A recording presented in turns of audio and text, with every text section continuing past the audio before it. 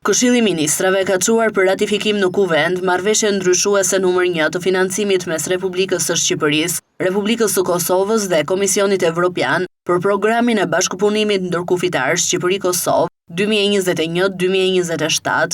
Në thelb, ky ndryshim formalizon angazhimin financiar të Bashkimit Evropian për vitin 2025 në shumën 3.6 milion euro, siç parashikohet në shtojcën e marrëveshjes së financimit të ratifikuar më herët. Në total, programi ka buxhet të vlerësuar 9.734.116 euro dhe kontributi maksimal i BE-s është përcaktuar 8.4 milion euro.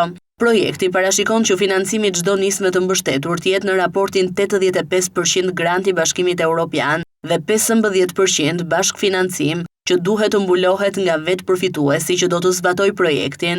Për periudhën 2025-2029 vlerësohet se Shqipëria mund të përfitojë rreth 4 milion euro, ndërsa bashkëfinancimi indikativ llogaritet rreth 600.000 euro i shtrirë në vite.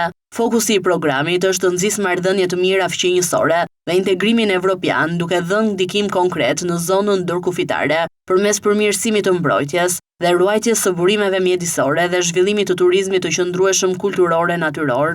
Zona e përfitimit përfshin nga ana shqiptare qarkun Kukës dhe qarkun Lezhë, ndërsa nga ana kosovare rajonin ekonomik jugor dhe rajonin ekonomik perëndimor, me bashki si Prizren, Pej, Gjakov e të tjerë. Relacioni nënvizon gjithashtu se programi po vijon sipas planit të punës, së miratuar nga Komiteti i Përbashkët i Monitorimit, me aktivitete promovuese e informuese, ndërsa thirrja e parë për projekt propozim është hapur në shtator. Sa i përket hyrjes në fuqi, ndryshimi i marrëveshjes parashikohet të aktivizohet pas përfundimit të procedurave të brendshme ligjore të dy përfituesve dhe Komisioni Evropian do të njoftojë datën përfundimtare, e cila sipas dokumentit nuk duhet jetë më vonë se 31 dhjetor 2026.